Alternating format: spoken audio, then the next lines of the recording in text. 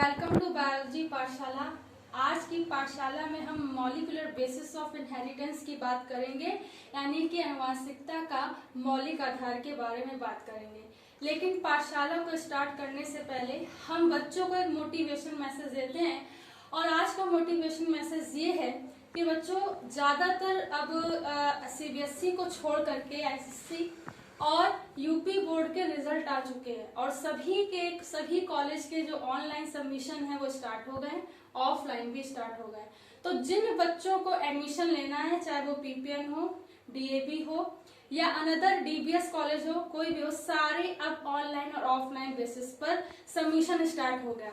तो प्यारे बच्चों, आपको जिस कॉलेज में एडमिशन लेना, जैसे आपकी मार्किंग हो, इस हिसाब से आप अपना चयन कर सकते हैं, सेलेक्ट कर सकते हैं और मेरिट लिए अप्लाई कर सकते हैं। अगर आज की पाठशाला की हम लोग बात करें तो आज की पाठशाला में हम लोग को molecular basis of inheritance start करना है। Molecular basis of inheritance, this is a new chapter of genetics. Genetics के आगे उसी से लगा हुआ एक चैप्टर है, that is the molecular basis of inheritance, यानी कि आनुवंशिकता का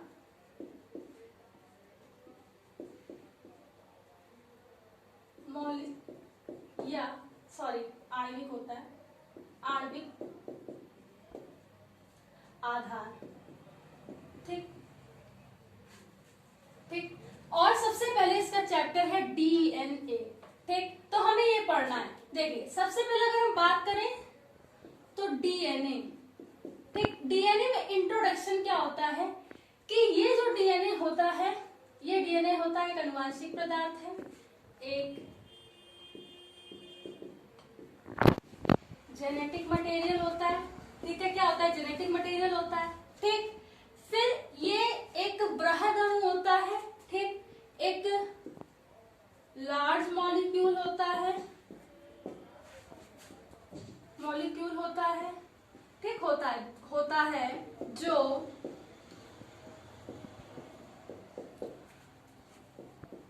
पॉलीन्यूक्लियोटाइड्स, पॉली का मतलब एक से अधिक होता है, न्यूक्लियोटाइड से मिलकर क्या होता है?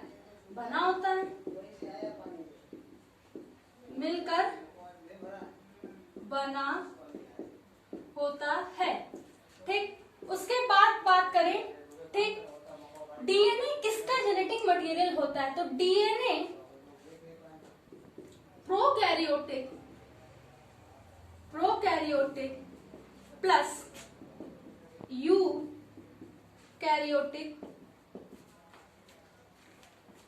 ऑर्गेनिज्म का जेनेटिक मटेरियल जीएम होता है। अब ये प्रोकैरियोटिक यूकैरियोटिक क्या होते हैं? प्रोकैरियोटिक में ठीक पीपीएलओ हो गया, ठीक है, और बहुत सारी बैक्टीरियाज हो गए। ठीक, ये सब यूनिसेलुलर ऑर्गेनिज्म हो गए, वो प्रोकैरियोट में आते हैं। यूकैरियोट का मतलब होता है, यू का मतलब वेल डेवलप, कैरियोट का मतलब कैरी ऑन, मतलब केंद्र। यूकैरियोट में आते हैं पा का मतलब हमने बताया था ना, प्लांट और एनिमल, तो पी आते हैं, और इसका जेनेटिक मटेरियल क्या होता है? डीएनए होता है। लेकिन प्लांट वायरस, ठीक, देखिए आप लोगों की बुक में प्लांट वायरस तक सीमित है, लेकिन हम कुछ और भी बताना चाहते हैं, कुछ एनिमल वायरस। ठीक है, आज तो इतना पेंडेमिक चल रही है तो आप लोग जान लीजिए, प्लांट वायरस और एनिमल वायरस, कुछ प्लांट वायरस और कुछ एनिमल वायरस का जेनेटिक मटेरियल क्या होता है बेटा? आरएनए होता है, ठीक, ये बात आप लोग याद रखिएगा कि कुछ प्लांट वायरस और एनिमल वायरस का जेनेटिक मटेरियल आरएनए होता है, बाकी सबका जेनेटिक मटेरियल डीएनए होता है। ठीक, चलिए आगे बात करते हैं।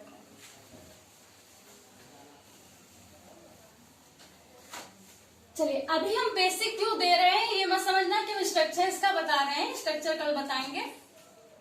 चलिए,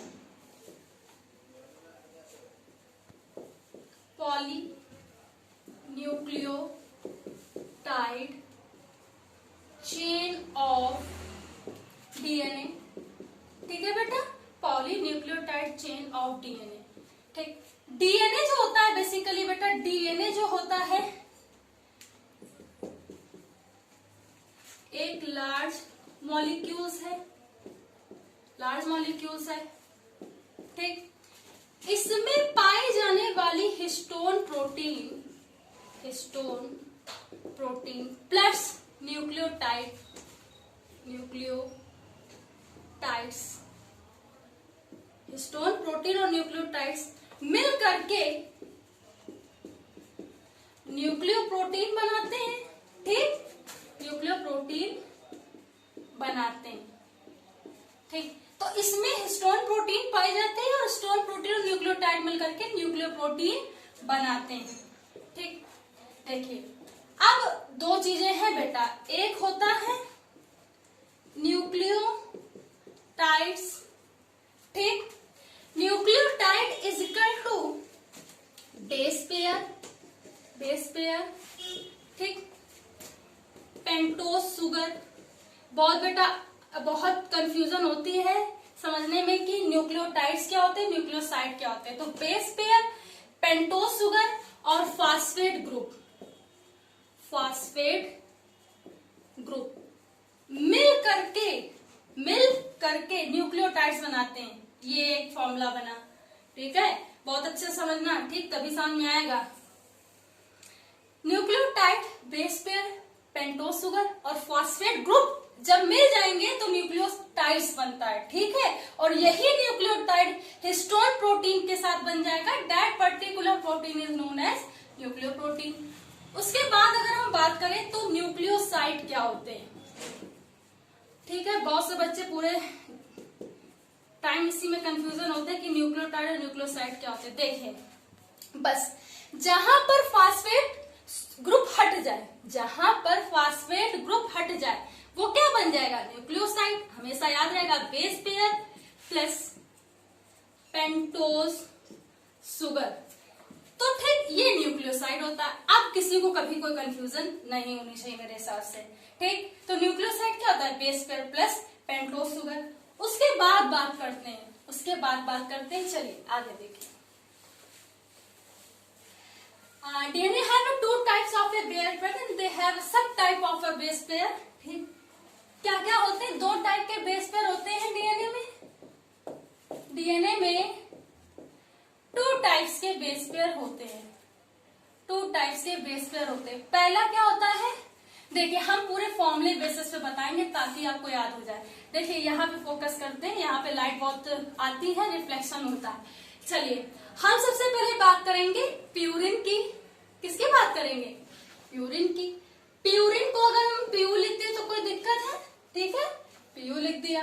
ठीक, इसमें आता क्या है, अगर हम कहें purine is equal to A plus G, purine is equal to A plus G, ये फॉर्मूला याद रखना सबसे पहले। ठीक, ए का मतलब क्या होता है, एडिनाइन। जी का मतलब क्या होता है, ग्वानिन। ठीक, ये बात याद रखना। Purine, purine PU is equal to A plus G. अब इसकी फंडामेंटल कैरेक्टरिस्टिक क्या होता है, देखो बेटा जो प्यूरिन होता है, ठीक, टू रिंग लाइक स्ट्रक्चर होता है, टू रिंग लाइक स्ट्रक्चर होता है। ST की पावर R का मतलब क्या होता है, स्ट्रक्चर। ठीक, तो टू रिंग लाइक स्ट्रक्चर होता है। ठीक, इसमें जो एक रिंग होती है वो क्या होती है, पेंटा। एक रिंग क्या होती है, पेंटा। ठीक, और जो दूसरी रिंग होती है, दो रिंग बताए ना अभी, वो कैसी होती है, हेक्सा। ठीक, तो प्यूरिन के बारे में अगर आ जाए तो आप क्या बताएंगे कि एडेनिन और ग्वानिन A प्लस जी, ये फॉर्मूला याद रखना, PU is equal to A plus G. Ring like structure होता है, एक रिंग पेंटा होती, दूसरी रिंग हेक्सा होती। ठीक है, उसके बाद अगर हम बात करें पिरामिडीन, देखिए पिरामिडीन के लिए कैसे फॉर्मूला मैंने बनाया है। देखिए पिरामिडीन, ठीक, ये पिरामिडीन पहला क्या था, प्यूरिन बेस पर, दूसरा क्या है, पिरामिडीन। ठीक, इस पिरामिडीन में तीन प्रकार के बेस पेयर होते हैं। हमने कहा कट, याद रखना। देखिए अब हम फॉर्मूला बना रहे हैं, P Y is equal to cut, P Y is equal to cut, pyrimidine यानी P Y is equal to cut, cytosine, uracil, thymine. ठीक, चलिए देखिए क्या क्या होता है। देखिए जो डीएनए होता है उसमें साइटोसिन और थायमीन दोनों पाए जाते हैं। जो डीएनए होता है उसमें साइटोसिन थायमीन दोनों पाए जाते हैं, लेकिन थायमीन के स्थान पर यूरेसिल किस में पाया जाता है? आरएनए में। ये आपको याद रखना है। ठीक, लेकिन थायमीन के स्थान पर यूरेसिल किस में पाया जाता है? आरएनए में। ठीक, ये याद रखिएगा। ठीक, चलिए इस फॉर्मूले को याद रखिए, cut, P Y is equal to cut, उससे आपको याद रहेगा। ठीक, बेसिकली डीएनए में 4 टाइप्स के न्यूक्लियोटाइड होते हैं। हालांकि हमने भी बताया भी, लेकिन फिर से देख लीजिए। Adenine, guanine, cytosine, thymine. ठीक, अब इसे आप ऐसे याद कर सकते हो, एजी और सीटी। ठीक, एजी एजी एजी, ठीक, बहुत बार एजी सुना होगा वर्ड, आप किसी से भी लिंक करके पढ़ सकते हो, आपको याद होना चाहिए। सिटी स्कैन, ठीक, सीटी तो साइटोसिन, थायमीन, ये आप याद रखोगे। ठीक, जब हमने इतनी बात समझ ली कि न्यूक्लियोटाइड्स क्या होता है, न्यूक्लियोसाइड क्या होता है, बेस पेयर क्या होते हैं, सब बेस पेयर क्या होते हैं, अब हमें ये समझना है biological significance of DNA, biological significance of DNA. जैविक महत्व क्या होता है डीएनए का? तो देखिए आपसे क्वेश्चन आता है 12th में, आपसे सीधे पूछेगा कि डीएनए क्या है, डीएनए का जैविक महत्व बताइए। तो पहले तो आप जितना मैंने बताया है उतना आप लिखोगे, फिर उसके बाद बायोलॉजिकल सिग्निफिकेंस में आओगे। चलिए आराम से समझते हैं। देखिए बायोलॉजिकल सिग्निफिकेंस से सबसे पहले ये लिखेंगे, ये जेनेटिक पदार्थ, देखिए ऐसे लिखेगा, ये एक बृहद अणु है। कैसा है? लार्ज मॉलिक्यूल है, बृहद अणु है, बड़ा अणु है। ठीक, मॉलिक्यूल है। ठीक, जो न्यूक्लियो प्रोटीन से या न्यूक्लियोटाइड से मिलकर बना होता है, कैसे भी लिख सकते हो, और बता सकते हो कि हिस्टोन प्रोटीन पाई जाती है, चाहे डायरेक्ट लिख दो। ठीक, इसमें या इसकी कोशिका में ऐसे लिख सकते हैं, क्रोमेटिन पाया जाता है, क्रोमेटिन पाया जाता है। ठीक, ठीक है। ठीक, तो क्रोमोसोम में एक स्ट्रक्चर होता है, उसे क्रोमेटिन बोलते हैं। उसके बाद अगर हम आएंगे तो उसमें लिखेंगे कि इसमें पाए जाने वाले एमआरएनए की सहायता से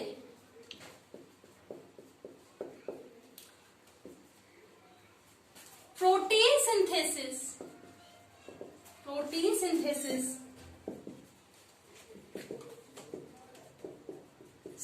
होता है। ठीक, प्रोटीन सिंथेसिस का प्रोसेस कहाँ होता है? राइबोसोम में। ठीक, तो मैसेंजर आरएनए क्या करता है? जो भी संदेश है प्रोटीन सिंथेसिस के लिए वो टीआरएनए की सहायता से, बहुत ज्यादा अगर डीप आपको जाना है हम बता दे, टीआरएनए की सहायता से राइबोसोम को संदेश देते हैं। तब उसका प्रोसेस बहुत लंबा होता है। कहने की बात है कि हमने ऐसे समझा दिया, लेकिन प्रोसेस बहुत लंबा होता है। तो टीआरएनए की सहायता से जो भी मैसेज होंगे, ठीक है, एमआरएनए ठीक उससे ले जाएगा और फिर वहां राइबोसोम पर प्रोटीन सिंथेसिस का प्रोसेस होता है। ठीक ठीक, और इसमें हमने पहले बताया इसमें क्रोमेटिन पाया जाता है, तो क्रोमोसोम भी होंगे।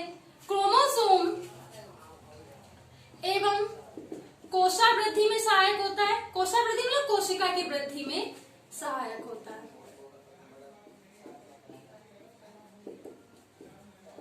ठीक है। जेनेटिक मटेरियल होता है,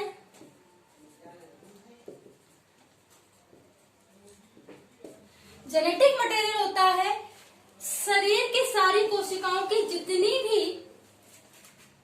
भी जैविक क्रियाएं होती हैं,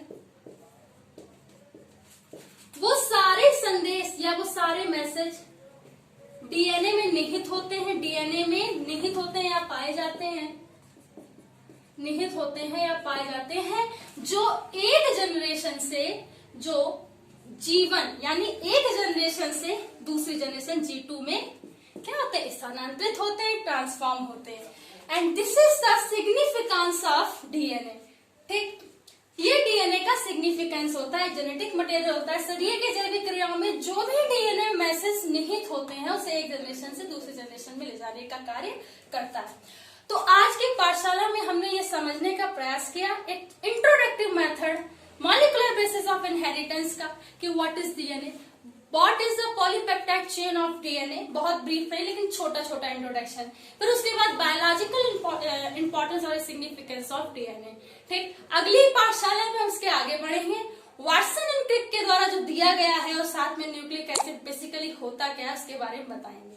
तो आज की पाठशाला अगर समझ में आई हो तो इसे ज्यादा से ज्यादा बच्चों तक पहुंचाइए, लाइक करिए, शेयर कीजिए, सब्सक्राइब कीजिए। प्रणाम।